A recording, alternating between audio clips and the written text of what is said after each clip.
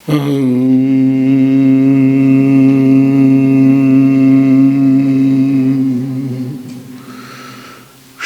शांति शांति। मन को शांत करना है, जिससे कि हम जो गूढ़ ज्ञान अभी लेने जा रहे हैं इसको हम अच्छे से समझ पाए।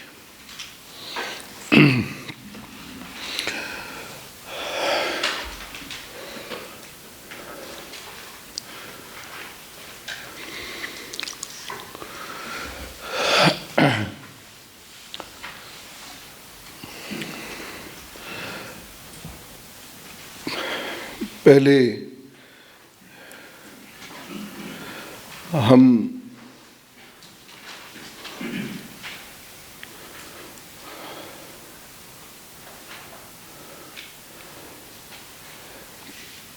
एक या दो प्रश्न लेंगे और उसके बाद फिर आगे की चर्चा करेंगे।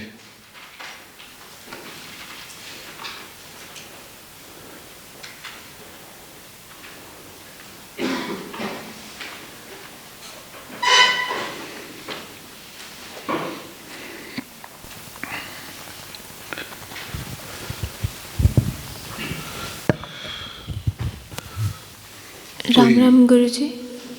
हाँ, यहाँ पर दो जगह बद्रिका आश्रम का मेंशन आता है, जो अभी श्री कृष्ण उद्धव जी से कहते हैं कि बद्रिका आश्रम चले जाएं और बाद में वो वहीं चले जाते हैं। तो ये है जगह है या क्या जगह है बद्रिका आश्रम, वो जानना था। आज जब बात शुरू करेंगे तो प्रथम श्लोक इसी से संबंधित है, तो उसका उत्तर भी मिल जाएगा।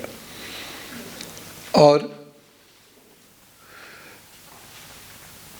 दीपाली कुछ पूछना चाह रहे हैं। हाँ बोलो बेटे।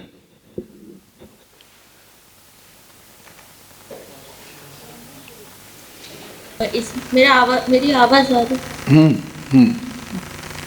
मेरा सवाल ये है कि इस अध्याय में जो हमने पढ़ा भौमासुर के बारे में, जिसे हम मंगल कह रहे हैं और जिसे हम पृथ्वी का पुत्र कह रहे हैं, तो कहीं ऐसा तो नहीं कि क्योंकि मंगल की जो लिथोलॉजिकल जो कॉन्सेंट्रेशन है वो अर्थ से सिमिलर है, उसके बाद वहाँ जो जैसे रॉक्स पाई जाती है, अगर हम अभी जो क्यूरियोसिटी जो पिक्चर्स भेज रहे हैं अगर हम उसको देखें तो उसमें दिखता है कि वहाँ सेडिमेंट्री टेरेन है या फिर वहाँ पे कभी वाटर का फ्लो हुआ करता था, जिसके सिग्नेचर्स अभी भी मार्स पे दिखते हैं, which is similar to Earth. तो क्या इसीलिए तो नहीं कहा जाता कि वो पृथ्वी के सिमिलर है या पृथ्वी के पुत्र है? इस कंटेक्स्ट में कहा जाता है क्या? हाँ, इसी कंटेक्स्ट में कहा जाता है। देखिए, जो शास्त्रीय भाषा है बेसिकली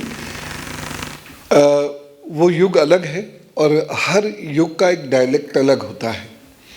तो उसको उस तरीके से बोला गया कि जिस तरीके से पुत्र माँ पर जाता है, यानी माँ के जीन्स मैक्सिमम आते हैं, तो इसी संदर्भ में कहा कि मंगल धरती पुत्र है। धरती के अंश से एक तो उसकी उत्पत्ति होती है, और जो दूसरी चीज़ ये है कि उसमें जो क्वालिटीज़ हैं, मंगल ग्रह के जो क्वालिटीज़ हैं, जैसे आपने बताया अभी पानी के बारे में, जैसे जो उसका रॉक स्टाइल है, एक तो मतलब रॉक्स होना, रॉक का जो स्टाइल है, और कुछ पोरस रॉक्स भी हैं वहाँ पर, तो वो सब बिल्कुल उसी तरीके से हैं जैसे धरती पर। इसलिए अभी भी वैज्ञानिकों को ये लगता है कि वहाँ पर शायद जल मिल जाएगा।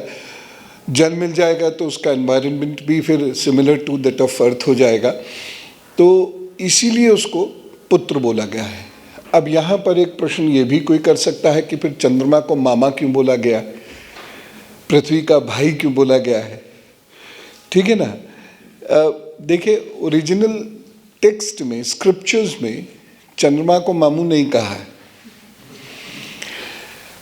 लेकिन एक चीज़ है ख़ास कि चंद्रमा की वजह से धरती संभली रहती है। अगर चंद्रमा की स्पीड में या उसके रोटेशन रेवोल्यूशन में फ़र्क आ जाए तो धरती की स्पीड में भी फ़र्क आ जाएगा, और जो कैपलर्स लॉ है कि वो पैराबोलिकली घूम रही है, तो हो सकता है उस एक्सेस से ही वो निकल जाए। अब पता नहीं क्या होगा, वो तो कॉस्मोलॉजिस्ट से ही बेहतर बताएंगे, लेकिन वो धरती को संभाले रहता है चंद्रमा, और धरती पर प्रकाश की व्यवस्था भी करता है। तो इसलिए उसको शायद बाद में जाकर मामा बोला गया होगा, लेकिन चंद्रमा को शास्त्रीय परिप्रेक्ष्य में कभी मामा नहीं कहा।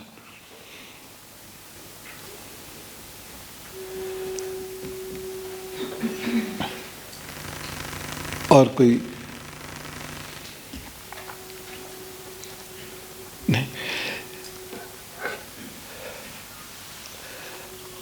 आज हम तृतीय स्कंद के 5वें अध्याय की बात करेंगे, और हर अध्याय की तरह ये भी बहुत महत्वपूर्ण है, और इसमें भी बहुत सारी चीज़ें हमें जानने को मिलेंगी, जिसे आप सब लोगों को इसलिए भी समझना है कि जब भारत की संस्कृति को समझाने की कहीं भी बात आए तो आपके पास ठोस उत्तर होने चाहिए, अन्यथा आप भारत की संस्कृति को समझा ही नहीं पाएंगे। ठोस उत्तर जिसमें हमें तर्क, जिसको हम तर्क कहते हैं, उसको समझे बिना हम भारत की संस्कृति को न समझ सकते हैं, न समझा सकते हैं, और उसके लिए हमें थोड़ा पीछे जाना पड़ता है। यहाँ जो पहला श्लोक है जिसमें शुकदेव जी कहते हैं, तृतीय स्कंद 5वें अध्याय का प्रथम श्लोक, और इसमें पूरा एक डिस्कशन है विदुर जी का और मैत्रेय जी का। मैत्रेय जी के बारे में तो मैंने आपको बता ही दिया है, मैत्रेय जी कौन है। अगर आप भूल गए हो तो आप पुराने वीडियो से देख लीजिएगा। तो परम ज्ञानी मैत्रेय मुनि विराजमान थे, ब्रैकेट में आया होगा हरिद्वार क्षेत्र। क्यों ब्रैकेट में आया? समझाने की दृष्टि से। आज हम जिसे हरिद्वार कहते हैं, यह मूलतः इसका नाम हरिद्वार नहीं है। शास्त्र में इसका नाम है मायापुर, या कहीं मायापुरी भी कहा गया है। शास्त्र में कहीं इसका नाम आया है गंगद्वार, गंगद्वार, क्योंकि हरिद्वार से ही गंगा पृथ्वी पर आ जाती है, पहाड़ों से उतरती है, उसका जो प्रचंड वेग है वह कम होने लगता है। यहीं पर एक ब्रह्म कुंड है। यद्यपि हर की पौड़ी को लेकर संशय है कि हर की पौड़ी चंडी घाट की तरफ वाली है कि जहां आजकल है वहां है। शोध जारी है इस पर, इसमें मैं अपनी इससे अधिक कोई टिप्पणी नहीं दूंगा, शोध अभी जारी है। लेकिन उसके बाद फिर इसका नाम हुआ बद्रिका आश्रम के कारण, जो ऊपर है, 4 प्रमुख तीर्थों में से एक है, वहां से एक, और इसका वर्णन मैं कल या परसों किसी से कर भी रहा था, है ना? तो वहां का जो प्रवेश द्वार है, हरि का द्वार, यानी हरि के स्थानों का प्रवेश द्वार हरिद्वार है। ठीक है, ये इस कारण से हरिद्वार कहा गया। उसके बाद वहां पर 2 प्रमुख देवियां विराजमान हैं। कौन कौन सी? ये मनसा देवी कौन है? सर्प की अधिष्ठात्री इनको माना गया है। और चंडी देवी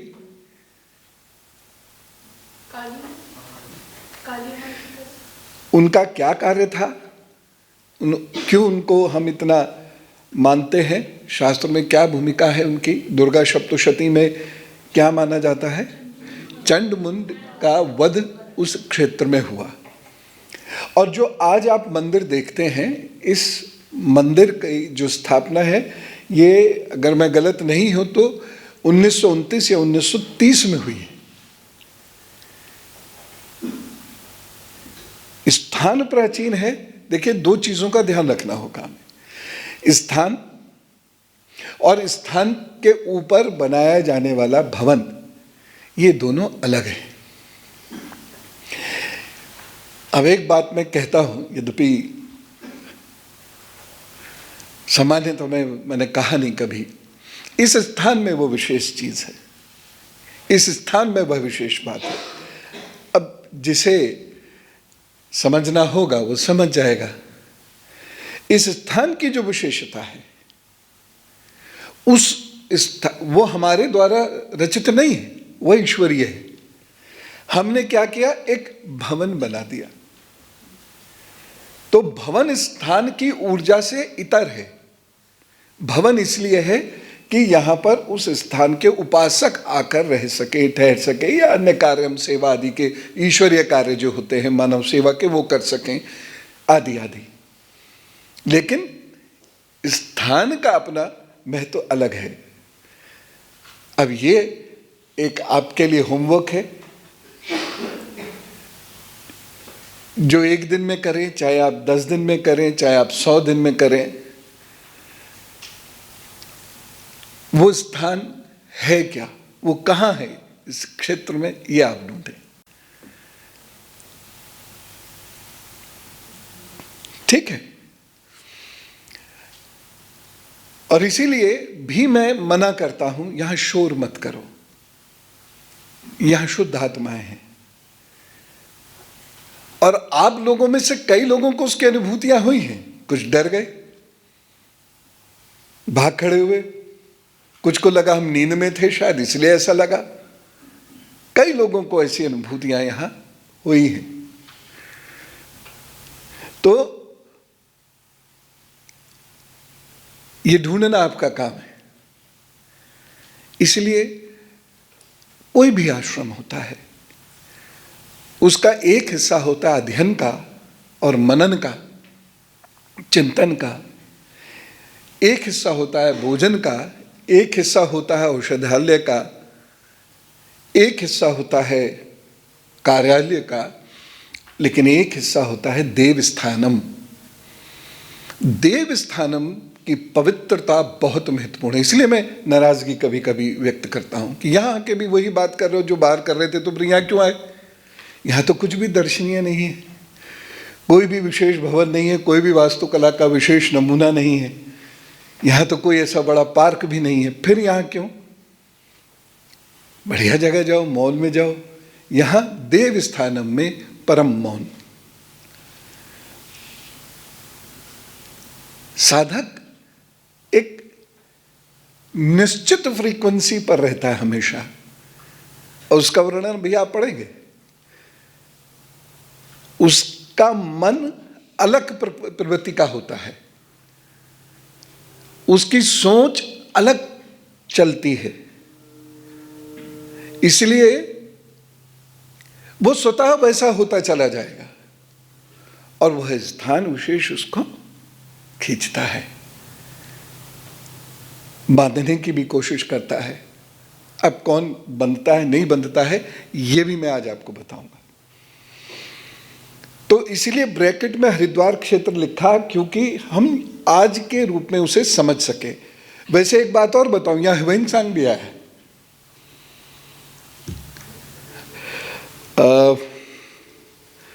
लगभग 633-34 के करीब वो भी आया है, और उसने इसको एक नाम दिया है जो चीन में प्रचलित है, आज भी प्रचलित है, मो युलो। हो सकता है मायापुर लोक ऐसा कुछ नाम हो, उसका क्या वर्णन है वो तो मैं नहीं जानता, लेकिन मो युलो वह उसको कहता है। हरिद्वार की बात ही हो रही है अभी तो। कितनी सारी चीजें, हर चीज में कितना रहस्य है। और इसीलिए मैं बार बार लोगों से कहता हूं, जिंदगी में कितना कुछ करने को है, हम खामोखा इसकी टोपी उसका सर करते रहते हैं, बेमतलब की बातों में अपना वक्त बिता देते हैं। कौन बिताता है ये भी मैं आज बताने वाला हूं। और जो मैं बता रहा हूं, बताऊंगा आपको, मैंने आपको बताया ना, शास्त्र पढ़ने का तरीका क्या है कि उसमें अपने इंटरप्रिटेशंस ना जोड़े जाएं। हाँ, किसी शब्द का एक्सप्लेनेशन आप दे सकते हैं, लेकिन अपना इंटरप्रिटेशन नहीं। जो शास्त्र कहता है उसी को पकड़कर आगे चलिए, क्योंकि जिन लोगों ने कहा है वो हमसे कहीं ज्यादा बुद्धिमान थे, कहीं ज्यादा शोध था। तो हम अपना इंटरप्रिटेशन कैसे दे सकते हैं? हम एक्सप्लेन कर सकते हैं किसी वर्ड को। उदाहरण के रूप में योग शब्द आ गया, तो वो तो योग कह के निकल गए। मैं ये नहीं बताऊंगा कि योग क्या है, मैं ये जरूर बता सकता हूं, इतना अधिकारी मैं बस बनता हूं कि योग का भावार्थ क्या है, अगर यहां पर कहा गया। यही तरीका होता है पढ़ने का, कि आपने उस थिंकर के व्यक्तित्व का हिस्सा बन जाना है, उस फिलोसोफर के व्यक्तित्व का हिस्सा बन जाना है, तब आप उसको समझ पाएंगे, अन्यथा नहीं समझ पाएंगे। उसके बाद ये क्षेत्र शास्त्र में सप्तधारा क्षेत्र भी कहा गया। हरिद्वार के पास एक स्थान है जहां गंगा नदी 7 धाराओं में बटती है। कथा क्या कही जाती है कि ये 7 ऋषि यहां पर तपस्या कर रहे थे, यानी सप्त ऋषि यहां तप कर रहे थे। तो गंगा नदी ने उन्हें डिस्टर्ब नहीं किया जब वो ऊपर से उतर रही थी, तो और वो अलग अलग ऐसे 7 धाराओं में बनकर आगे बढ़ गई। सप्त ऋषि आश्रम आज भी है वहां। अब ये वो मूल है कि नहीं है या बाद में बना, इसकी जानकारी मेरे पास नहीं है, लेकिन ये भी एक वर्णन आता है शास्त्र में। वैसे तैमूर लंग का जो इतिहासकार है वो भी आया है, उसने भी इसे नाम दिया है। मुझे बहुत एग्जैक्ट ध्यान नहीं आ रहा वो, लेकिन तैमूर लंग का इतिहासकार भी यहां पर आया है। तो कितने सारे यहां पर नाम हैं। और यह भी कहा जाता है, यद्यपि कहा जाता ही है, मैं यही शब्द का इस्तेमाल करूंगा कि ये वाक्य बोलूंगा, कहा जाता है कि ये शिवजी राजा दक्ष से यज्ञ से भी जुड़ा हुआ स्थान है। ठीक है। और यहां पर मैत्री मुनि रहते हैं। ये स्थान मैत्री मुनि का स्थान है। और विदुर जी कौन है? मैत्री मुनि के शिष्य हैं। सीखने की परंपरा हमारी बड़ी विलक्षण परंपरा है। आपको बहुत रेयर ही कोई ऐसा मिलेगा कि जिसने कुछ बड़ा सीखा किया स्वयं से। यहां की परंपरा तो ऐसी है कि भगवान के भी गुरु हैं, चाहे वो श्री राम जी हो, श्री कृष्ण जी हो, परशुराम जी हो, भगवान बुद्ध हो। और ये स्थान जो है आदिनाथ से भी जुड़ा हुआ है, भगवान आदिनाथ से भी जुड़ा हुआ है, यानी जैन क्षेत्र भी है। उन्होंने भी यहां तप किया है। तो ये इतना विलक्षण स्थान है। और जो ब्रह्मकुंड है, यद्यपि उसका आधुनिक स्वरूप राजा विक्रमादित्य के द्वारा बनवाया गया है, लेकिन जो ब्रह्मकुंड है वहां पर अमृत धारा, अमृत बिंदु गिरा है। और जहां जहां अमृत बिंदु गिरता है वहां वहां क्या होता है? कुंभ कितने वर्ष बाद होता है? नहीं, बस कुंभ 12 वर्ष, महाकुंभ 12 वर्ष में। अब वैसे तो एक चलन चल पड़ा है हर कुंभ को महाकुंभ। अब जब महा भी ओल्ड हो जाएगा तो परम महा कहने लगेंगे शायद, हर चीज में महा हम जबरदस्ती लगा देते हैं। महाकुंभ का अर्थ है 12वें वर्ष का कुंभ। बाकी 3-3 वर्ष कहां कहां होता है? नासिक, उज्जैन, हरिद्वार, प्रयाग। 3-3 वर्ष बाद कुंभ होता है और 12वें वर्ष का जो कुंभ होता है वह महाकुंभ कहलाता है। तो असल में कुंभ का जो मुख्य क्षेत्र है ये वो ब्रह्मकुंड स्थान है जहां वह अमृत बिंदु गिरा है। कभी कुंभ की चर्चा भी विशेष रूप से करेंगे तो बहुत सारे कुंभ के रहस्य भी हमारे सामने प्रकट होंगे। 4 ही क्यों, 5वां क्यों नहीं, और यदि 5वां है तो कहां है, 6ठा है तो कहां है। अब मुझसे एक प्रश्न किया गया था, 12 वर्ष आपने किया था ना, 12 वर्ष ही क्यों गुरु महाराज जी, किसने क्या 12 वर्ष ही क्यों हर चीज को लेते हैं? आपने क्या स्वामी जी 12 ही वर्ष क्यों कहते हैं, 12 ही वर्ष की साधना क्यों है? यह प्रश्न उठता है, 12 ही वर्ष क्यों? अब उसका उत्तर सुनिए। सप्तऋषि याद कर रहे हैं किसी को? तो ये 12 ही वर्ष क्यों? क्योंकि हमारे मूलाधार चक्र से जो ऊर्जा उधर्व गति से चलती है वो परम क्षेत्र सहस्त्रार नहीं है, परम क्षेत्र सहस्त्रार नहीं है, ऑब्वियसली उसके ऊपर ही है। तो परम क्षेत्र बहुत ऊंचा है, वो परम धाम से या परम आत्मा से संबंधित है। तो वो पूरा काल 12 वर्ष का होता है।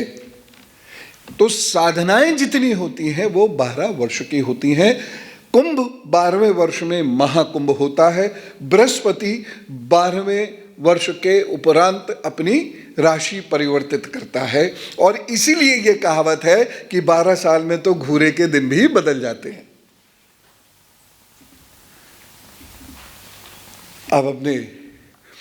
अब पता नहीं दिल्ली में इस कहावत का उपयोग कितना होता है। 12 साल के अंदर आप लोग अपना जीवन टटोलना, 12 साल में आपके जीवन में कुछ ना कुछ परिवर्तन होगा, अच्छा हो चाहे बुरा हो, ये एक अलग बात है, लेकिन परिवर्तन अवश्य होगा। और टीवी पे भी मैंने जब बताता था ये बात तो 12 ही वर्ष बताता, उदाहरण नहीं देता था क्योंकि मुझे नहीं पता था कितने लोग इसके एक्सप्लेनेशन में रुचि लेंगे, लेकिन आप लोग तो लेते हैं, इसलिए मैं इसको आज एक्सप्लेन कर रहा हूं। तो ये 12 वर्ष वह साधना का काल है, ये धरती के निर्माण का वह काल है।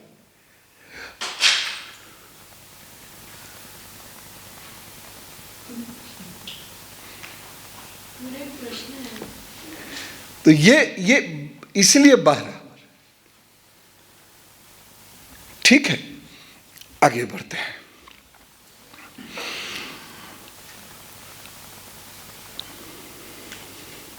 तो ये स्थान जहां मैत्र मुनि विराजमान हैं वहां पे विदुर जी पहुंचते हैं और विदुर जी कुछ प्रश्न करते हैं।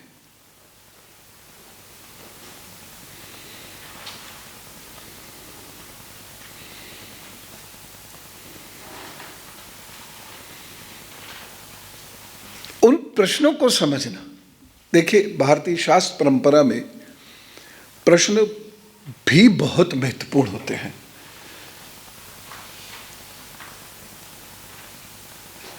स्वामी जी का जो ज्ञान है गुरु महाराज से जो आया है, क्या आपको लगता है वो किसी किताब लिख गए थे गुरु महाराज जी उससे आया है? क्या वहाँ वो गुरु महाराज जी कोई बड़ा विशाल भव्य हजारों लोगों वाला सत्संग करते थे? वह बातचीत से आता था और जब उनके शिष्य उनसे प्रश्न करते थे वह उसके उत्तर देते थे। तो प्रश्न भी असाधारण होगा तभी असाधारण उत्तर होगा, और प्रश्न ही लॉलीपॉप होगा तो उत्तर भी लॉलीपॉप होगा। प्रश्न अच्छा कौन कर सकता है? जो चिंतन करता है। प्रश्न अच्छा हर कोई नहीं कर सकता, चिंतन करता है। लेकिन फिर भी मैं एक बात कहूंगा कि आप प्रश्न को दबाया मत करो ये सोच के कि ये अच्छा है कि बुरा है। इसे पता चल जाता है स्वयं। जब भी ये मन हो कि मैं दुनिया को दिखाता हूं, अभी देखो एक प्रश्न पूछता हूं, तो मत पूछना कि वो निश्चित रूप से कूड़ा होगा, क्योंकि उसमें शो ऑफ है। तो ये जो प्रश्न होते हैं ये परतें खोलते हैं। व्याख्यान परत नहीं खोल रहा, व्याख्यान एक निश्चित गति से जा रहा है, एक निश्चित भूमि पे जा रहा है। प्रश्न इम्पेडिमेंट से, रुकावटें हैं, वो रोकता है। और वह कमल से पूछता है बताओ क्या? कमल खिलता है, यानी ज्ञानरंध्र।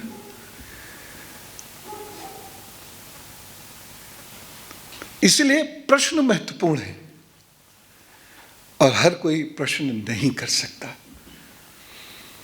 तो उच्च कोटि के गुरु मैत्रेय हैं, उच्च कोटि के शिष्य विदुर हैं, और यहां फिर एक प्रश्नोत्तर शुरू होता है। ऐसे ही रामायण में है, भगवान भाई से प्रश्न पूछ रहे हैं, इंस्ट्रक्शंस नहीं दे रहे, प्रश्न पूछ रहे हैं।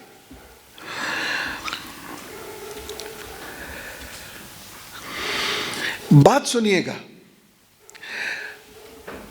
संसार में सब लोग सुख के लिए कर्म करते हैं।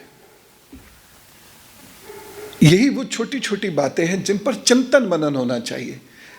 कक्ष में बैठे सुना चले गए, इससे कुछ नहीं होगा, उस पर सोचो आप। संसार में सब लोग सुख के लिए कर्म करते हैं, परंतु उनसे ना तो उन्हें सुख ही मिलता है और ना ही उनका दुख दूर होता है। सबका अनुभव यही होगा। इसीलिए संसार के सुख को आप केवल एक माध्यम लेके चलिए। बहुत सारे लोग, मैं अपने विद्यार्थी, यहां से भी इतर जो विद्यार्थी होते हैं या और अन्य लोग होते हैं, यूपीएससी हो जाए बस एक बार। जिसने यूपीएससी को अंत मान लिया वह आईएएस बन के भी दुखी रहेगा, और जिसके लिए यूपीएससी एक साधन मात्र है, बस इससे ज्यादा उसको मोह नहीं उससे, तो वह सुखी रहेगा। क्योंकि जिन भी लोगों ने सुख के लिए कर्म किए, क्या उनको सुख मिला? आप भी उदाहरण हैं, आपका अपना भूतकाल इसका प्रत्यक्ष है। और भी लोगों से आप पूछ सकते हैं या और भी लोगों के बारे में जानते हैं, तो आप स्वयं देख लीजिएगा, किसी को नहीं मिलता। सिर्फ इतना होता है कि एक सुख आया, थोड़ी देर ठहरा, और उसके बाद जो बचे हुए मान लीजिए 9 दुख हैं, उसमें वो फिर विलीन हो गया। फिर हम सुख पाने का प्रयत्न करते हैं, फिर वो सुख शायद आए, थोड़ी देर रुकेगा और वो फिर 9 दुखों में फिर लीन हो जाएगा। ठीक उसी तरीके से जैसे कोई उत्सव आता है, कोई पर्व आता है, हम कुछ दिन बहुत जोश से लग जाते हैं, या घर में कोई विवाह होता है, कुछ दिन बहुत जोश से लगते हैं, खूब नाचते हैं, गाते हैं, उसके बाद फिर वही सूनापन हो जाता है। बहू आनी है तो आ गई, ठीक है, 2-4 दिन और, बाकी तो फिर वो वैसे ही। बेटी जानी है तो गई, अगले दिन बाकी सब भी चले गए। पर्व आया, खूब आनंद किया, अगले दिन ज्यादा, उससे अगले दिन फिर वही रूटीन। मैं ये नहीं कह रहा कि आप ऐसा पर्व मत मनाइए या आप उत्सव मत मनाइए, ये कहने का मंतव्य नहीं है। उसको बस एक साधन की तरह लीजिए। बहुत सारे लोग होते हैं उत्सव में सब कुछ भूल जाते हैं, उनको लगता है कि यही अंतिम है, बस अब तो इसके बाद ऐसे ही रहने वाला है। वो जिस दिन ये सोच लेते हैं, उसी दिन से दुख उनके जीवन में और अधिक आ जाते हैं। और इसीलिए अध्यात्म आपको बार बार कहता है विरक्त होने को, क्योंकि एक विरक्त व्यक्ति के सामने लोग नाच रहे होंगे तो वो भी नाचने लगेगा, गा रहे होंगे तो वो भी गाने लगेगा, रो रहे होंगे तो वो भी रोने लगेगा, लेकिन ना वो नाचने में, ना गाने में, ना हंसने में, ना रोने में लिप्त नहीं होगा, वो विरक्त रहेगा। और अगर ईश्वर कोई आपको ऐसा दायित्व सौंपते हैं जो और कोई नहीं कर रहा समाज के अंदर, या बहुत गिने चुने लोग कर रहे हैं, इसका मतलब आपने दुनिया का सबसे बड़ा सिलेक्शन क्वालिफाई कर लिया है। हाँ, उससे कुछ लोग फिर इधर उधर घूमते रहते हैं। वो कौन घूमते रहते हैं, ये भी संवाद में निकल के आएगा आज। अब वो कहते हैं श्री कृष्ण का ये रहस्य हमें आप समझाइए।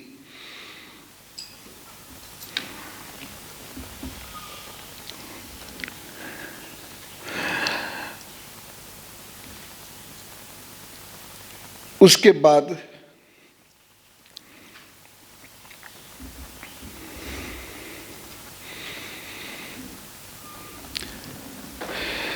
एक बात मुझे इसमें बहुत अच्छी लगी, श्लोक 14, मुझे तो उन शोचनीयों के भी शोचनीय अज्ञानी पुरुषों के लिए निरंतर खेद रहता है जो अपने पिछले पापों के कारण श्री हरि की कथाओं से विमुख रहते हैं।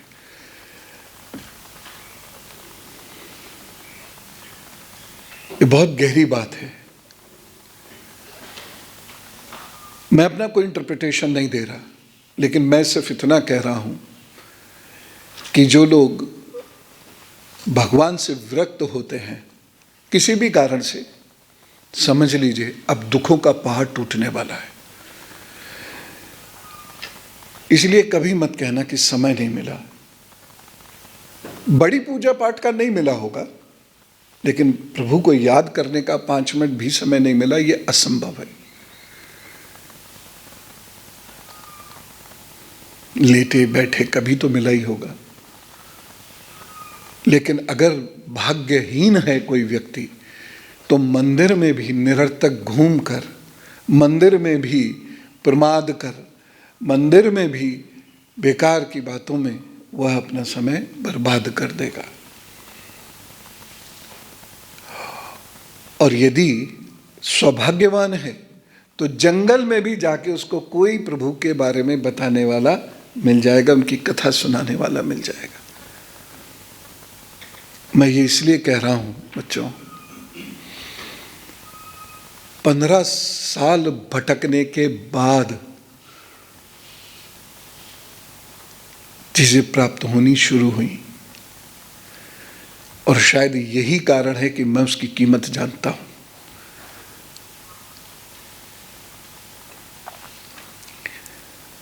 तो ये इतना सरल नहीं होता। न जाने कितने जन्मों का पुण्य था जिनकी वजह से मुझे उसका अंश मिला। मेरा पुण्य नहीं,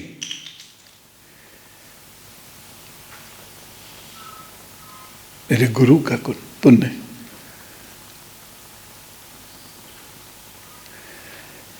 इसलिए जो बैठे बैठे मिल रहा है वह निरर्थक नहीं है सज्जानों, बेकार नहीं है, मूल्यहीन नहीं है। ये हमेशा याद रखना।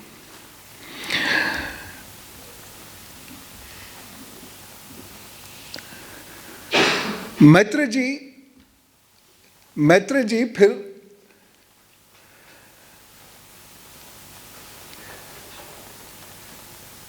उनकी बात को इस प्रकार कहते हैं, उनके जो प्रश्न है उसको इस प्रकार कहते हैं। मांडव्य ऋषि का श्राप होने के कारण ही आपने श्री व्यास जी के वीर से उनके भाई विचित्र वीर की भोग पत्नी दासी के गर्भ से जन्म लिया है। हमने कई बार इस बात की चर्चा की थी ना। विदुर जी दासी पुत्र हैं, लेकिन स्वयं भगवान भी उनको प्रणाम करते हैं, उनकी रिस्पेक्ट करते हैं, इज्जत करते हैं, जो इस बात का संकेत है कि ये वो काल है जिसमें जन्म से मनुष्य का रिकॉग्निशन नहीं होता था। इस काल में जिस वर्ण की बात की जा रही है वह बुद्धि आधारित है, वह बुद्धि आधारित है, बौद्धिक क्षमताओं पर आधारित है, वो व्यवहार पर आधारित है।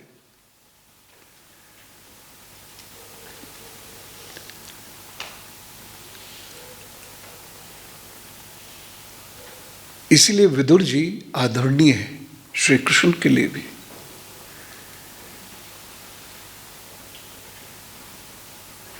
ये आपके पास एक उत्तर है दुनिया को देने के लिए। विदुर जी एक बहुत बड़ा उत्तर है, ऋषि वाल्मीकि एक बहुत बड़ा उत्तर है संस्कृति के लिए। एक ये इतने महान लोग हैं,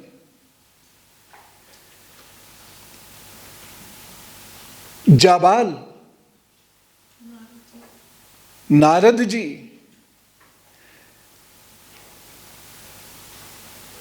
ये बहुत बड़े उदाहरण हैं।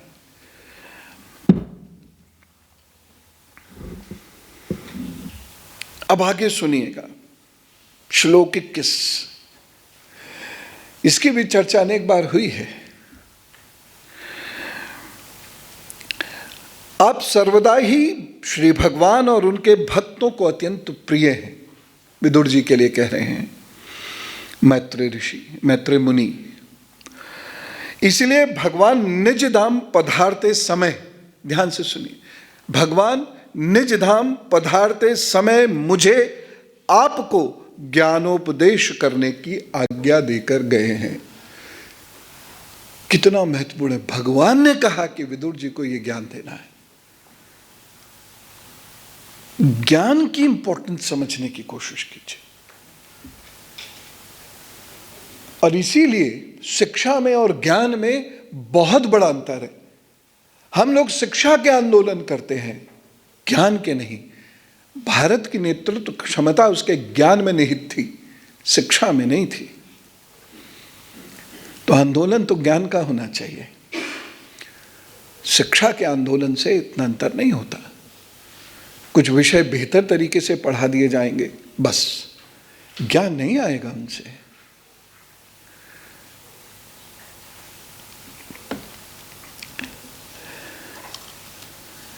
उसके बाद श्लोक 23 की प्रथम 2 पंक्तियां बहुत महत्वपूर्ण हैं। सृष्टि रचना के पूर्व समस्त आत्माओं के आत्मा एक पूर्ण परमात्मा ही थे, न दृष्टा था न दृश्य था। और उसके बाद श्री हरि दृष्टा हो गए, लेकिन दृश्य नहीं था।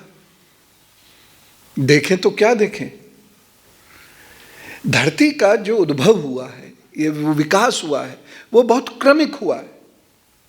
वो ऐसे नहीं हुआ कि एक पिक्चर में छन्न से थाली बजी और धरती एकदम से खड़ी हो गई, ऐसा कुछ नहीं है। और इसीलिए मैं बार बार निवेदन सभी लोगों से करता हूं, विशेष रूप से जो भक्त हैं, जो धर्म में लीन होना चाहते हैं, धर्म को समझना चाहते हैं, धार्मिक आचरण करना चाहते हैं, धार्मिक जीवन जीना चाहते हैं, सनातन की रक्षा करना चाहते हैं, सनातन के बारे में लोगों को बताना चाहते हैं, मैं उनसे इसीलिए बारंबार कहता हूं कि कल्पनाओं से बाहर आओ। पहली बात तो कल्पनाओं से बाहर आओ, और दूसरी चीज अंधविश्वास से बाहर आओ। भय से भगवान नहीं मिलते, भयभीत लालची होता है।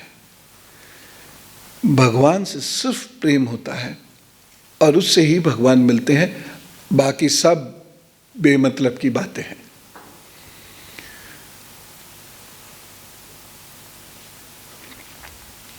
तो न दृष्टा था न दृश्य था, वे ही दृष्टा होकर देखने लगे, लेकिन देखें किसे, उन्हें दृश्य दिखाई नहीं पड़ा। और वह अद्वितीय रूप से प्रकाशित हो रहे थे। अगर आप बिग बैंग थ्योरी पढ़ें, किसकी है? Stephen Hawkins. अगर आप बिग बैंग थ्योरी को पढ़ते हैं और उसमें जिस तरीके से सूर्य उदय हो रहा है, एक बिंदु जो बहुत तेजी से जिसका विस्तार होता है, इसके बारे में जब स्टीफन हॉकिंस लिखते हैं, और how this earth will and, ये भी वो लिखते हैं जिसके बेसिस पर एक बहुत बड़ी रिसर्च की गई थी। किसी को याद है वो कौन सी रिसर्च की गई थी? पूरी दुनिया डर गई थी उसमें। यस, हाँ।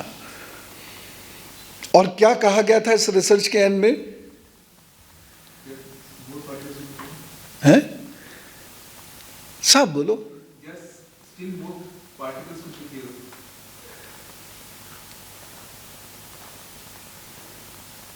कौन सा मॉडल था ये?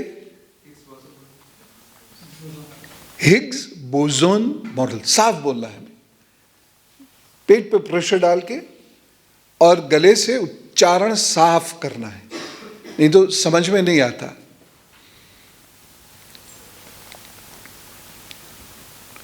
एक टनल क्रिएट की जा रही है, ध्यान आ रहा है? एक टनल क्रिएट की जा रही है और लोगों को यह डर लगा कि अगर यह प्रोसेस एक बार शुरू हो गया तो यह अनएंडिंग प्रोसेस होगा, यह जरा सी टनल पूरी धरती को ले जाएगी। क्योंकि जो परम आत्मा का स्वरूप दिखता है, अब हम इसे आध्यात्मिक दृष्टि से समझने की कोशिश करते हैं। जो परम आत्मा का स्वरूप दिखता है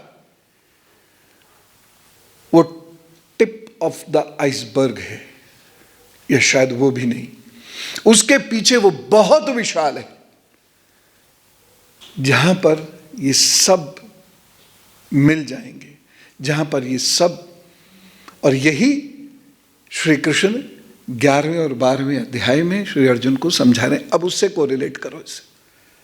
सारे लोग मुझ में मिल रहे हैं, सारे लोग मुझसे ही निकल रहे हैं, कोरिलेट करो।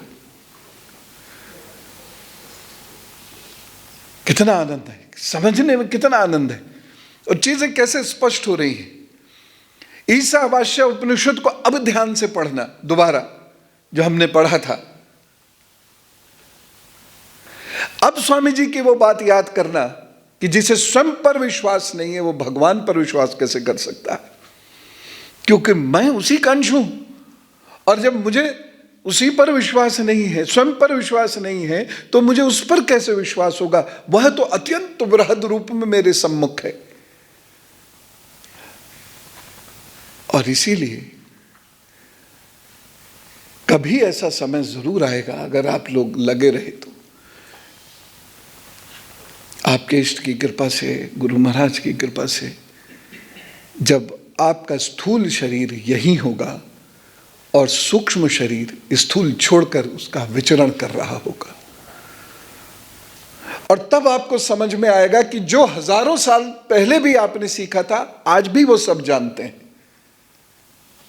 तब आपकी समझ में आएगा कि जो हजारों साल पूर्व गुण थे वो आज भी विद्यमान है। शरीर आने से क्या हुआ? विस्मृति हो गई।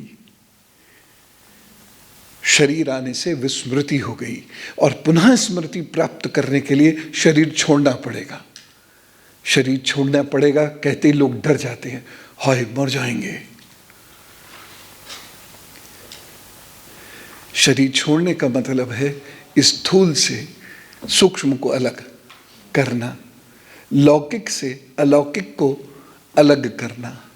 यह भी एक विखंडन की प्रक्रिया है। इस प्रक्रिया को दूसरे रूप से आप समझोगे तो किस विषय से समझोगे?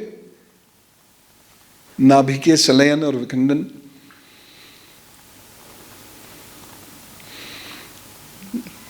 कहां पढ़ाया जाता है ये? न्यूक्लियर फिजिक्स में। Fusion and fission.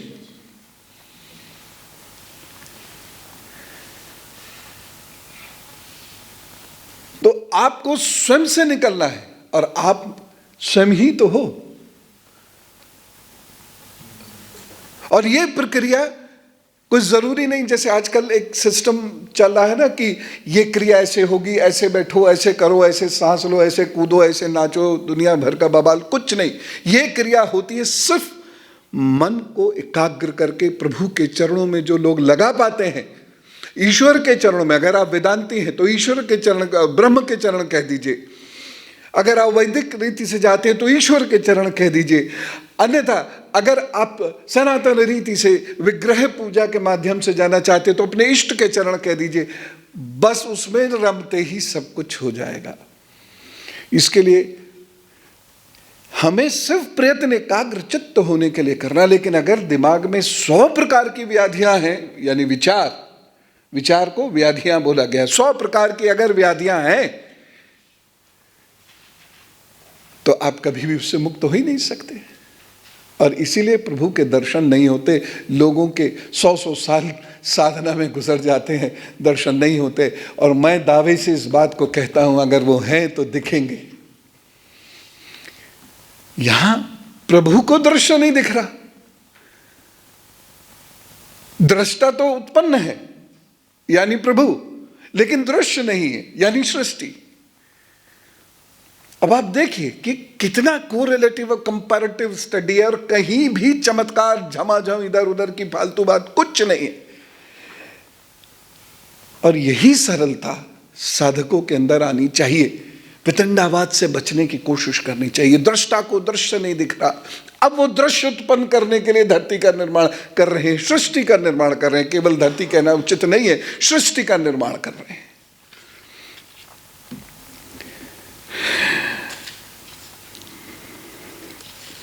और यहां तक कहते हैं ये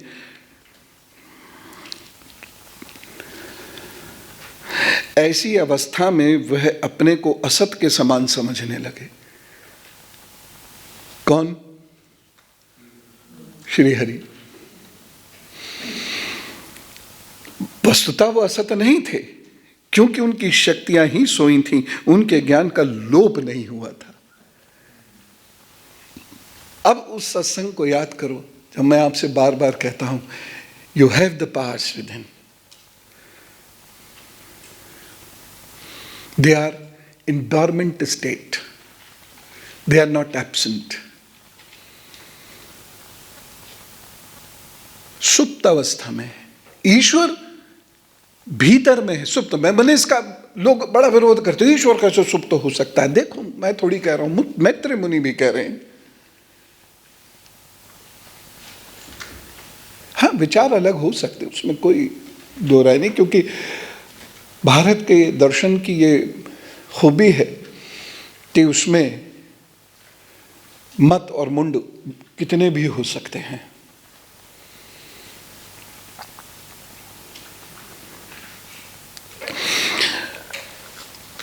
तो वह असत नहीं है, क्योंकि असत क्यों नहीं है? क्योंकि असत से सत्य की उत्पत्ति नहीं हो सकती, और अगर सत्य की उत्पत्ति हुई है तो उत्पत्ति करने वाला असत कैसे हो सकता है?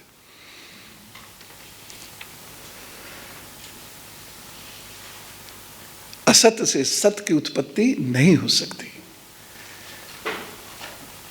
एक फॉल्स डिवाइस पर you can not form even a smaller house.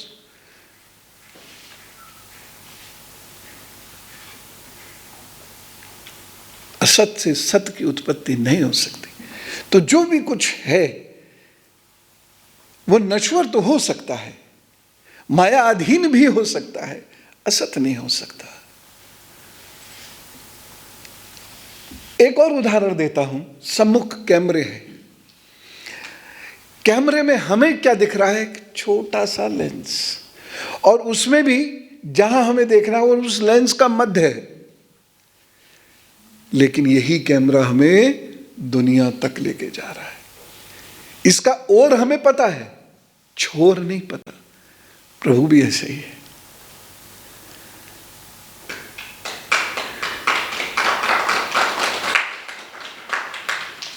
तो बिगिनिंग कहां से हो रही है प्रभु के हमसे हो रही है तो और हमें पता है, क्योंकि ईश्वर मेरे भीतर है तो I know the beginning point, not the ending point. उसके लिए क्या करना होगा? उसके लिए मुझे एक दृश्य उपस्थित करना होगा। कैसे? कैमरे से कैसे दृश्य बनता है? क्या मैं पूरा कैमरे से टीवी तक पहुंचता हूं? मैं डिजिटलाइज हो जाता हूं।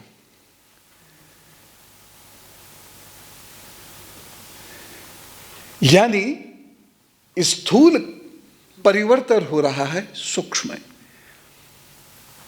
Matter is converting into wave.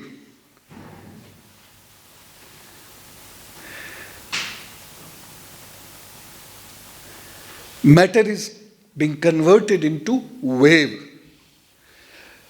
इसी बात को फिजिक्स का कौन सा हिस्सा एक्सप्लेन करता है? Quantum physics. सो क्वांटिफाई होता है। और जिस दिन ये बहुत दिक्कत वाली चीज नहीं है। ऐसा नहीं है कि मैं कोई बहुत बड़ी बात कह रहा हूं और आप उसे नहीं समझ सकते या आप नहीं कर सकते। क्यों? क्योंकि तुच्छ हो। एक तो ये तुच्छ होना कहना बंद करो। गुरु महाराज बहुत चिढ़ते थे इस बात से। क्यों तुच्छ हो? इन कारणों से तुच्छ हो। तो ये कारण हटा दो, तुम तुच्छ थोड़ी हो। अरे तुमने एक कंबल पहना हुआ है जो गंदा है, तो गंदा कौन हुआ? कंबल की तुम? उनके उदाहरण तो ऐसे ही होते हैं। कंबल है, उतार दो, हटा दो। मतलब तुम तुच्छ नहीं हो। बार बार इस बात को मत कहो, मैं पापी, मैं पापी, मैं पापी। बार बार मत कहो। क्यों? कि तुम कॉन्फिडेंस लूज कर जाओगे। क्षमा मांगना गलत नहीं है, दिन में 2-4 बार तो मांगनी चाहिए, लेकिन आप हर वक्त एक गिल्ट कॉन्शियस के साथ जियोगे तो क्या होगा? अल्टीमेटली कॉन्फिडेंस लूज कर जाओगे। और स्वयं पे कॉन्फिडेंस लूज कर जाओगे तो ईश्वर पे कॉन्फिडेंस लूज कर जाओगे। फिर तुम्हारा भटकाव शुरू होगा, इस मंदिर से उस मंदिर, इस इष्ट से वो इष्ट, इस गुरु से वो गुरु। कमिटमेंट नहीं होगा। क्यों कमिटमेंट नहीं होगा? 3 कारणों से। 3 प्रकार की चीजें आप सबने सुनी होंगी, सात्विक, राजसिक और तामसिक। ये 3 क्या चीज हैं? गुण है। ये 3 गुण हैं। सात्विक गुण क्या होता है? अब इस पर चर्चा करते हैं, क्योंकि इन गुणों के बारे में ऐसे तो बहुत लोग कहते हैं, लेकिन कंफ्यूजन होता है। तो ये गुण क्या है वो हम आज जानने की कोशिश करते हैं, क्योंकि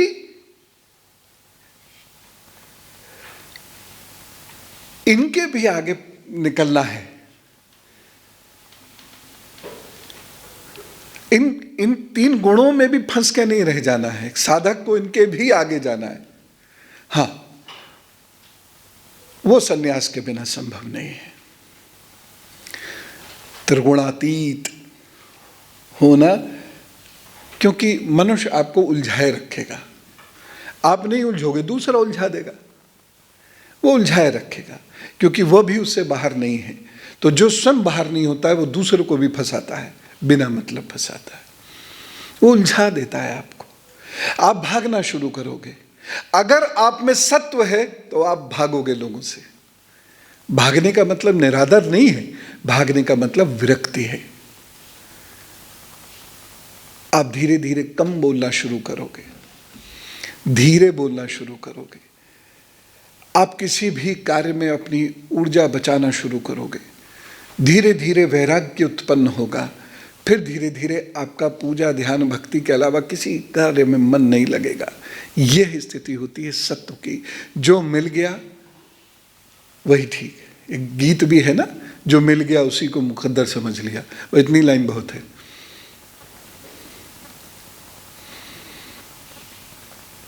तो वो वैराग्य आएगा। यह है सत्व, यह है सात्विक व्यक्तित्व। सात्विक व्यक्तित्व का मतलब और कुछ नहीं है, ये गुण है। ये जब मन में आने शुरू होते हैं तो व्यक्ति एकदम शांत होता चला जाएगा, विरक्त होता चला जाएगा, और उसके अंदर एक बहुत विलक्षण प्रवृत्ति उत्पन्न होगी और वो आनंद देने वाला भी बन जाएगा। जिस व्यक्ति से मिलके आनंद आता है, आनंद का मतलब हल्के तौर पे मत लीजिएगा, आनंद का मतलब है जीवन जीने का सलीका आता है, जिससे मिलके मनोबल बढ़ता है, जिससे मिलके आत्मबल बढ़ता है, ऐसा हो जाएगा। यह है सात्विक व्यक्तित्व। अब राजसिक क्या है? ये नहीं कहना कि राजा जैसा। राजसिक व्यक्तित्व का अर्थ होता है जिस व्यक्ति के अंदर हेजिमनी स्टैब्लिश करने की आदत होती है।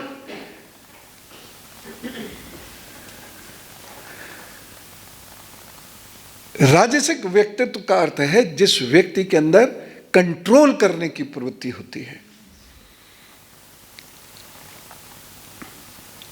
राजसिक व्यक्तित्व में ऊर्जा बहुत होती है लेकिन शांति और स्थिरता नहीं होती है। सात्विक व्यक्तित्व में भी बहुत ऊर्जा होती है लेकिन शांत और स्थिर होगा। राजसिक व्यक्तित्व में भी ऊर्जा होगी लेकिन वो हमेशा अशांत रहेगा, उसका दिमाग हमेशा चलता रहेगा, वो नींद में भी चलता रहेगा और उसके अपनी चलते चलते पटरी से उतर जाने की आदत होगी। यह है राजसिक व्यक्तित्व। वो डोमिनेट करना चाहता है, हर चीज को पकड़ना चाहता है, हर चीज को अपनी मुट्ठी में करना चाहता है।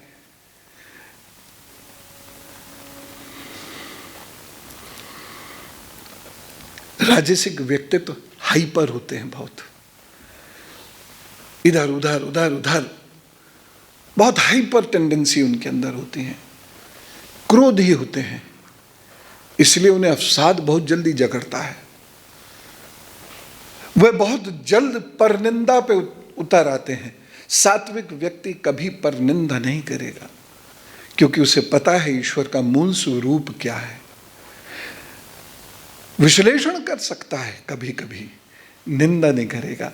लेकिन राजसिक व्यक्तित्व अपने लालच के लिए कुछ भी कर देगा। बात यहीं पूरी नहीं होती। राजसिक व्यक्तित्व के फिर आगे 6 प्रकार हैं। अजी से पूरा समझ लो राजसिक व्यक्तित्व क्या होता है, इसके फिर आगे 6 प्रकार हैं। तो अभी तक हमने जाना जो क्रोधी है, बहुत एम्बिशियस है, जो हाइपर है, लालची है, चीजों को पजेस करना चाहता है। अगर ये किसी के भी अंदर गुण है तो वह राजसिक है। इसलिए आपको जो पद पर लोग होंगे उनमें राजस तत्व अधिक मिलेगा। सात्विक अगर हो गए तो वो तो भूल जाएंगे प्रमोशन, अरे ठीक है जो है हो गया तो बहुत अच्छा, नहीं हुआ तो उससे ज्यादा अच्छा। उनकी ये आदत हो जाएगी, बिल्कुल वो विरक्त होते चले जाते हैं। एक बार सब लोग मिलके गिर लो,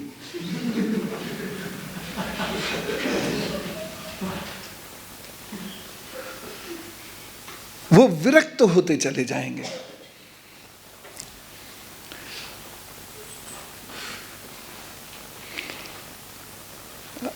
आज लोगों ने इतनी कृपा तो करी, बोतलें नहीं गिराई।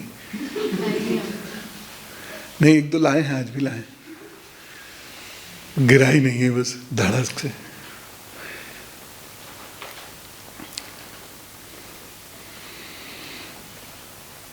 राजसिक व्यक्तित्व आज के युग में प्रधान माना जाता है और सात्विक व्यक्तित्व को बेवकूफ माना जाता है।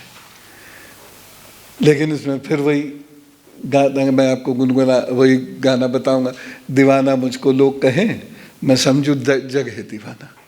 कितनी सटीक बात है। तो मुझे बेवकूफ, प्यारे वाले बेवकूफ हूं।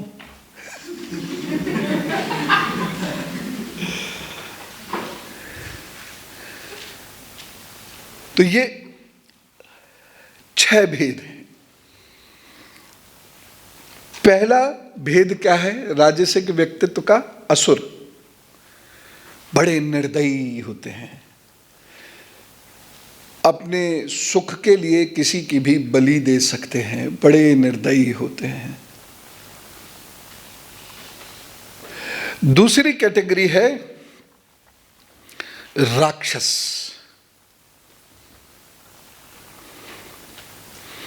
राक्षस जिस रूप में यहां कहा गया है, जो लोग बहुत आलसी होते हैं, सोते बहुत हैं, वह राजसिक प्रवृत्ति है, और राजसिक में भी सूक्ष्म रूप से वह राक्षस हैं। जो देर रात तक सोते नहीं हैं, सुबह को जागते नहीं हैं, लंबी नींद लेते हैं, वह सब जो है राक्षसी प्रवृत्ति के तामसिक लोग, राजसिक लोग हैं। Self analysis.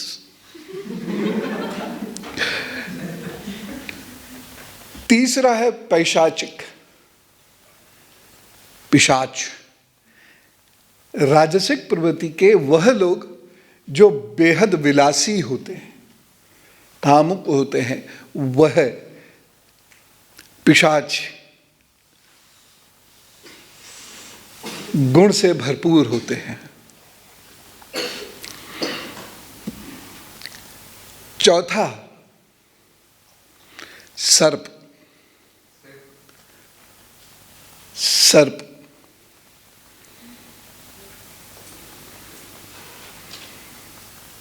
सर्प की एक आदत होती है, सर्प ईर्ष्यालु बहुत होता है। तो जितने ये ईर्ष्यावान लोग हैं, जो दूसरों से ईर्ष्या करते हैं, अपने भाग्य पे, अपने संचित पे, अपने प्रभु पर विश्वास नहीं करते हैं, ये सब सर्प हैं। ये राजसिक प्रवृत्ति के सर्प हैं। इन्हें आप सांप कह सकते हैं, नाग को आप सांप नहीं कह सकते। नाग वंश है, सर्प प्रवृत्ति है। तो ये ईर्ष्यालु प्रवृत्ति ये सर्प में आती है। पांचवा प्रेत। प्रेत ऐसा गुण है, भयंकर लालची व्यक्तित्व, सब कुछ डोमिनेट और पोजेस करना चाहता है, वह प्रेत है। और इसको जब ये इसे कुछ मिलता नहीं तो ये मर के भटकता है, तो वो प्रेत योनि हो जाती है।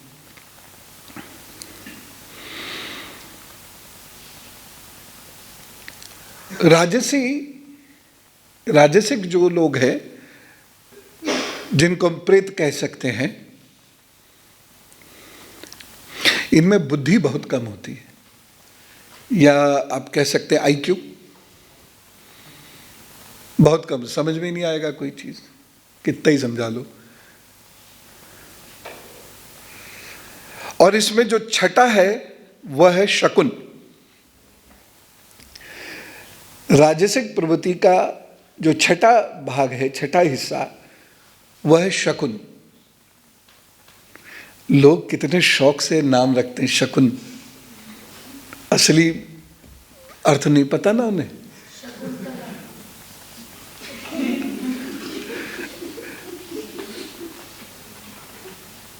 वो उसे शकुन अपशकुन से जोड़ते हैं, लेकिन शकुन का एक अर्थ ये भी है जो भयंकर आलसी और पेटू होता है।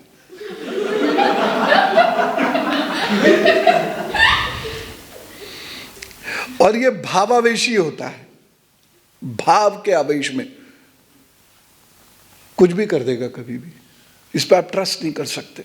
बिना अब जैसे एक व्यक्ति, मान लो किसी एक व्यक्ति की गलती है, तो 1 ग्राम ही गुस्सा करो, ये 10 ग्राम करेगा, भाव में बह जाएगा, बिना मतलब इधर से उधर, उधर से उधर दौड़ा जा रहा है, बंदर की माफिक।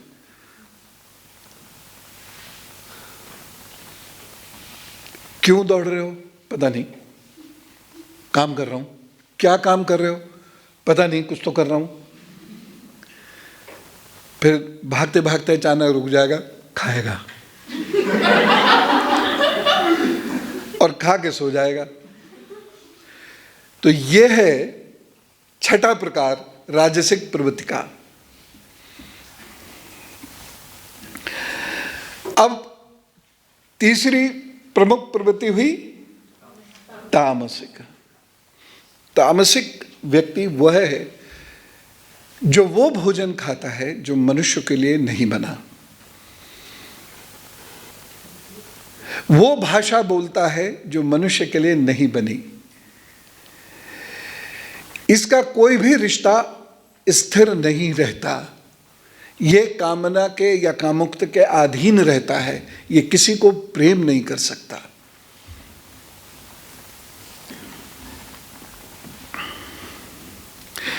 ये हमेशा लिप्त रहते हैं, किसी ना किसी चीज में ये हमेशा लिप्त रहते हैं और बहुत जल्दी हिंसक हो जाते हैं। वॉयलेंट पर्सनैलिटी, बिना मतलब बोलेगा भी सामान्य भाषा में भी तो ऐसा लगेगा लड़ रहा है। वॉयलेंट, इनकी भाषा ही हिंसक होती है, इनकी शैली ही हिंसक होती है, मृदुता इनमें नहीं होती।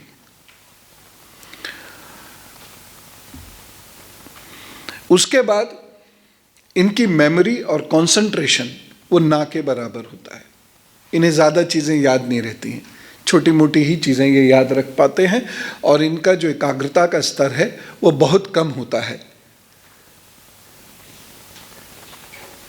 क्योंकि ये बहुत अस्थिर है। दुनिया की हर चीज़ में, चाहे वो रिश्ता हो, वो कोई कर्म हो या विचार हो, ये हमेशा अस्थिर रहेंगे।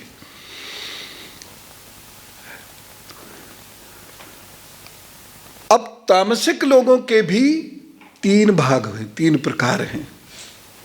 देखिए कितनी सूक्ष्मता से हमने चीज़ों को समझा है। इसीलिए मैं बार बार कहता हूं कि वेस्टर्न साइकोलॉजिस्ट्स को इंडियन साइकोलॉजी ज़रूर समझनी चाहिए। उसमें जितना माइन्यूट डिस्क्रिप्शन है वो अद्भुत है। सब चीज़ें कॉन्शियस, सबकॉन्शियस, अनकॉन्शियस पे ही सिमट के नहीं रह गई हैं, उसके भी बहुत आगे हैं।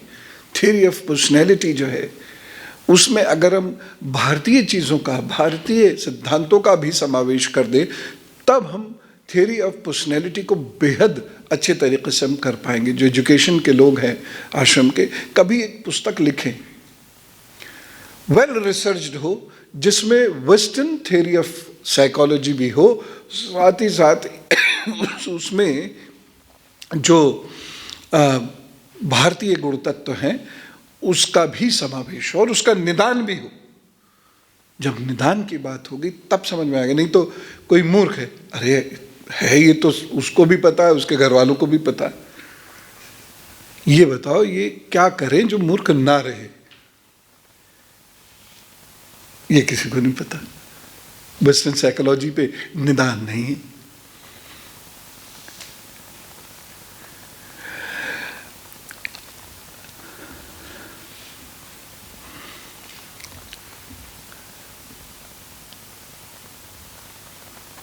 तो पांचवा इसकी पहली प्रवृत्ति है, यानी जानवर सरीखा। ये पशु समान होता है, हर चीज में पशु समान होता है। दूसरा है मत्स्य, मत्स्य प्रवृत्ति, यानी बहुत अस्थिर। जैसे आपने मछली को कभी भी स्थिर नहीं देखा होगा, तो बेहद अस्थिर, इसे ये पता ही नहीं होता इसे करना क्या चाहिए, और ये जानबूझकर गड्ढे में कूदने का आदी होता है। जानबूझ के, इसे पता है नहीं कूदना चाहिए फिर भी कूदेगा। क्यों? क्योंकि ये कामनाओं के अधीन होता है, इसका शरीर इसके बस में नहीं होता है,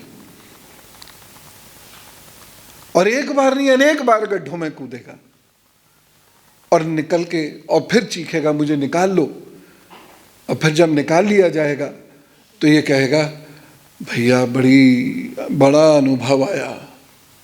कुछ दिन बाद फिर किसी गड्ढे में से आवाज आएगी उसी की, भैया निकाल लो। तो ये पूरे जीवन ऐसे ही चलता है। इसीलिए ये एक दुर्भाग्यवान व्यक्ति कहलाता है। अब इसे सुधार नहीं सकते और ऐसे लोगों से दूरी ही बना लेनी चाहिए, नहीं तो वह आपको बेकार कर देंगे। अब आप कहेंगे कि कोई सात्विक है तो इसे ये बेकार कैसे कर देंगे, वो उसके इर्द गिर्द इकट्ठे हो जाएंगे और उसे उसके सत्य का आचरण नहीं करने देंगे, इसलिए बेकार कर देंगे। आगे बढ़ते हैं। मत्स्य अधीर होती है, ये तो आपने देखा ही है। मछली हमेशा इधर उधर उधर उधर, वो ठहर ही नहीं पाती कहीं, अपने ही साथी को खा जाती है। जो उसके जो साथ में मछलियां हैं, भोजन के बावजूद भी खा जाएगी। कब खा जाएगी ये भी नहीं पता।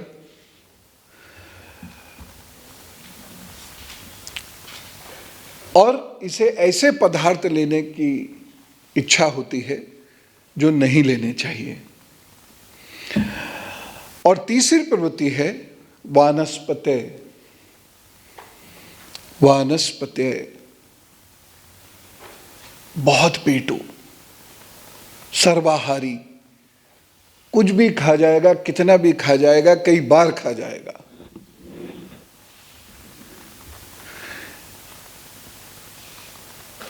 और इसका शिक्षा में कोई रुझान नहीं होता। इसे पढ़ने लिखने का, बुद्धि का कोई महत्व नहीं पता होता, और इसलिए ये लोग अशिक्षित ही रह जाते हैं। डिग्रीधारी की बात नहीं हो रही है। तो इस प्रकार से यह 3 प्रवृत्तियां होती हैं, और दोनों ही महान व्यक्तित्व इसी प्रकार की चर्चा करते हैं और स्तुति वह करते हैं कि और हमको गहराई से बताइए। तो अब जो संवाद हम 6ठे अध्याय में पढ़ेंगे वो वही है कि विराट शरीर की उत्पत्ति कैसे हुई। आज हमने दृष्टा और दृश्य को समझा, आज हमने तीनों गुणों को समझा और उनके उपगुणों को भी समझा, या उनको किन किन नामों से जाना जाता है ये समझा।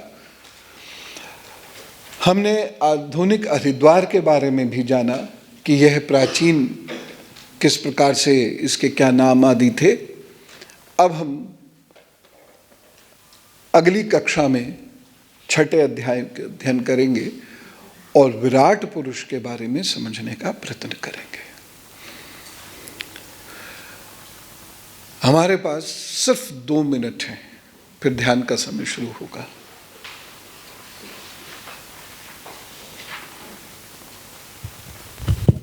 एक बार मैंने आपसे पूछा था कि ईश्वर ने इस सृष्टि का निर्माण क्यों किया है, तो आपने एक जवाब दिया था कि उनकी भी मजबूरी थी।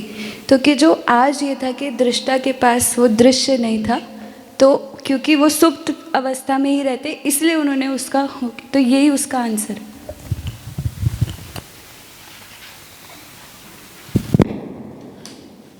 एवं मुझे ये जानना था कि गंगा की जो 7 ट्रिब्यूटरीज अभी आपने बताई थी उनका नाम क्या है?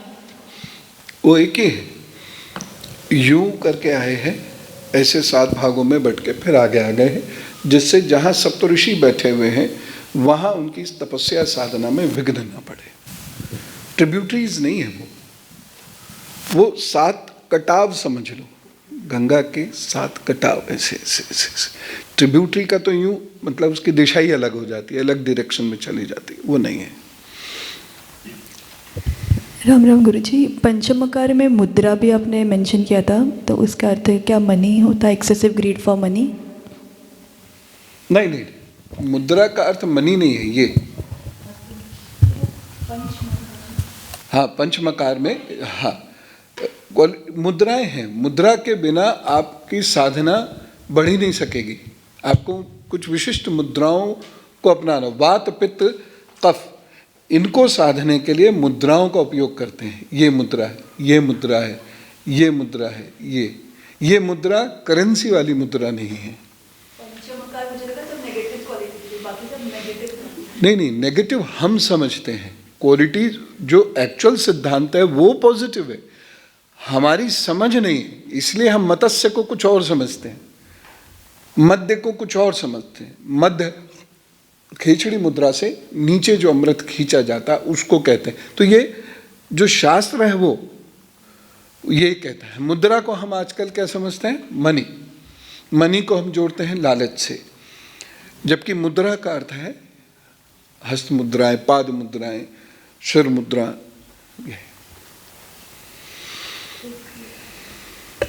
राम राम गुरुजी। त्रिगुणातीत कैसे हो सकते हैं, तीनों गुणों से परे? घर बार सब छोड़ दीजिए, अन्यथा नहीं हो सकते। क्या छोड़ना है? घर बार, दीन दुनिया, नौकरी, सब। क्यों? संसार में रहते हुए संभव नहीं है, क्योंकि आपको सांसारिक वस्तुओं का उपयोग करना पड़ेगा। जब हम किसी वस्तु का उपयोग अधिक करते हैं तब हम उस वस्तु पर निर्भर होते हैं। निर्भर होते ही हम इन तीन प्रवृत्तियों से परे नहीं जा सकते। हाँ, संसार में रहते हुए वैराग्य हो सकता है, संसार में रहते हुए सात्विक प्रवृत्ति आ जाएगी, लेकिन इन सबसे ऊपर को वही जा सकता है जिसका परम आत्मा से जिसका दर्शन हो जाए, जो परम आत्मा में लीन हो जाए, वो। पर कार्य तो इसी संसार में, समाज में करना है, तो फिर नहीं, इससे फिर जैसे मुनि जी जल हैं, में कमल। अलग हैं, मैत्रेय मुनि हैं, बस सात्विक लोगों से ही मिलते हैं, न्यूनतम आवश्यकताओं के साथ किसी वन क्षेत्र में रहते। अदरवाइज संसार में नहीं हो सकता, संभव ही नहीं। संसार में रहते हुए आप तीनों प्रवृत्तियों के परे नहीं जा सकते, असंभव है, क्योंकि दायित्व आ जाएंगे।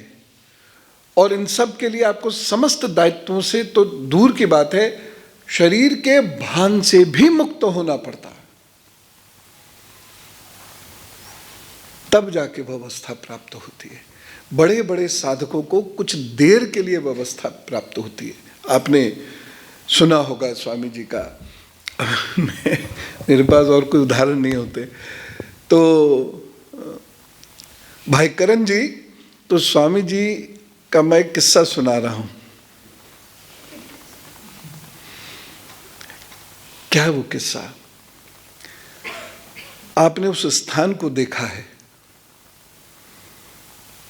कोलकाता, जब आप सब लोग मेरे साथ थे, हम लोग कौशीपुर गए थे, वहां एक कक्ष विशेष में गए थे।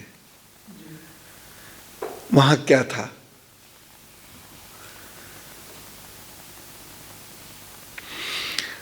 स्वामी जी चीखते हैं, मेरा शरीर कहां गया?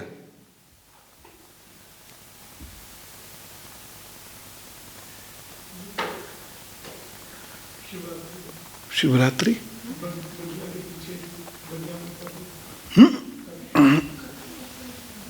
जहां गुरु महाराज जी के साथ है। हाँ, कि मेरा शरीर कहां गया? मुझे मेरे शरीर का भान नहीं हो रहा। क्या हो गया? क्या ये एकदम से क्या हो गया? मेरा शरीर नहीं है, कहां गया? यह वो अवस्था है जब आपको अपने शरीर का भी भान नहीं रहता, तब आप ध्यान की उस अवस्था को प्राप्त करते हैं। और उससे भी एक अवस्था आगे समाधि का प्रथम स्तर आता है। उसके एक आगे की अवस्था समाधि की प्रथम अवस्था, जिसे हम असंप्रज्ञात समाधि कहते हैं। लोग, मैंने देखा, बड़े आसानी से ऐसी बताते हैं जैसे कोई टहलता हुआ मिल गया, मेरे 4 चक्र जागृत हैं। ध्वनि ही अलग हो जाती है जिसका चक्र जागृत होता है। खैर, तो वो भान, यानी वो ध्यान में पूरी तरह प्रविष्ट हैं। उसके बाद असंप्रज्ञात समाधि, संप्रज्ञात समाधि, क्षमा करें, संप्रज्ञात बोल गया, संप्रज्ञात समाधि। और उसके बाद आती है समाधि की वो अवस्था जो युगों में किसी एक को प्राप्त होती है, संप्रज्ञात समाधि, जो गुरु महाराज को प्राप्त थी। कहीं भी खड़े हुए बस भाव जुड़ा और वह भाव समाधि में गए।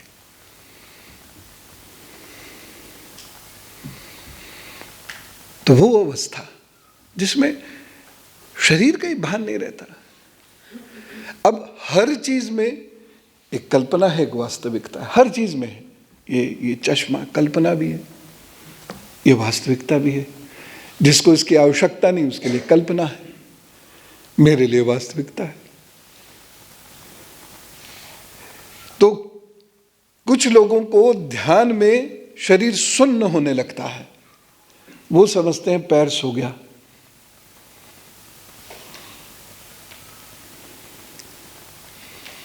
नहीं, आप ध्यान में प्रवेश कर रहे थे।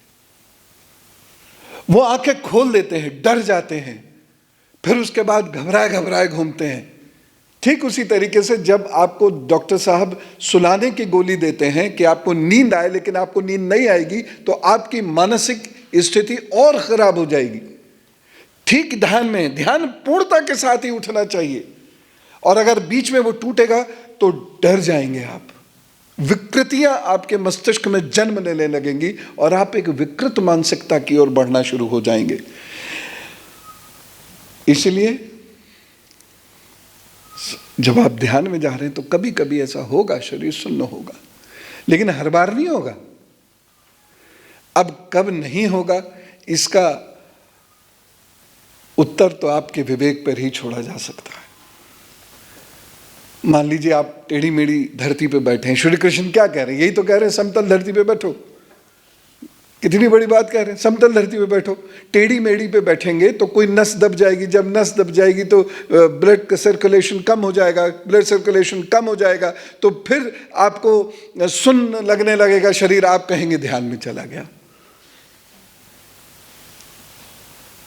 जब ध्वनि भी, पास की ध्वनि भी कहीं दूर की ध्वनि लग रही है, कुछ समय के बाद कोई ध्वनि ही नहीं लग रही है, लोग आपको आवाज दे रहे हैं, आप लुढ़क गए आगे को, या सिर ऐसे हो गया, जबरदस्ती मत करना, कभी सर्वाइकल हो जाएगा, अपने आप होगा, कुछ भी हो सकता है। तो वह ध्यान की अवस्था है। आप लोगों को प्राप्त हो इसकी कामना करता हूं, और साथ ही साथ अभ्यास करो इसका निवेदन करता हूं। और अभ्यास क्या है इसका? सिर्फ जो अवरोध है मस्तिष्क के, उन्हें हटा देना है। मस्तिष्क स्वतः ही सकारात्मक दिशा में भागता है, उसे हमारे ही विचार, जिसे मैं अवरोध कह रहा हूं, वो रोक देते। हम ही सात्विक विचारों के दुश्मन हैं, हम ही अपने दुश्मन हैं। श्री कृष्ण यही कह रहे हैं।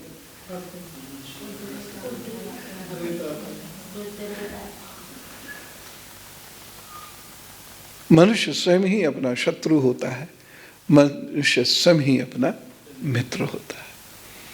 तो हम ही तो अपने विचारों को विरक्ति की तरफ नहीं लेके जा रहे, हम जानबूझकर गड्ढे में गिरना चाह रहे हैं और भगवान से कह रहे हैं गिरने मत देना। ये कैसे हो सकता है? भगवान को क्या पड़ी है, गिरना चाह रहे, गिर जाओ। जब गिर जाएंगे, जानबूझकर गिर रहे हैं, जब गिर जाएंगे तो शोर भी मचाएंगे, टांग टूट गई बचा लो। भगवान मजाक नहीं है कि डलिया में उठाए और लेके घूम रहे। चॉकलेट टॉफी खिला रहे हैं। मैं ये बात कहना चाहता हूं, बहुत सारी भाई बहन ऐसे हैं जो डलिया में श्री कृष्ण जी को साथ, लड्डू गोपाल को साथ लेके चलते हैं। ठीक है, अगर इतना प्रेम है चलिए ठीक है, लेकिन सुनिश्चित कीजिए कि आप सात्विक हैं और उन्हें भी सत्व की तरह से सात्विक रूप में रखते हैं। और समस्या कहां उत्पन्न होती है? समस्या वहां उत्पन्न होती है जहां आप लड्डू गोपाल को आज का बच्चा समझ के टॉफी चॉकलेट खिलाते हैं। बहुत सारी टॉफी चॉकलेट्स वेजिटेरियन होती भी नहीं है, ये ध्यान रखा कीजिएगा। ठीक है, तो आज की बात यहीं पूर्ण करते हैं, यह अध्याय पूर्ण करते हैं। नारायण क्षेत्र में चलते हैं ध्यान करके, फिर यज्ञ के क्षेत्र में।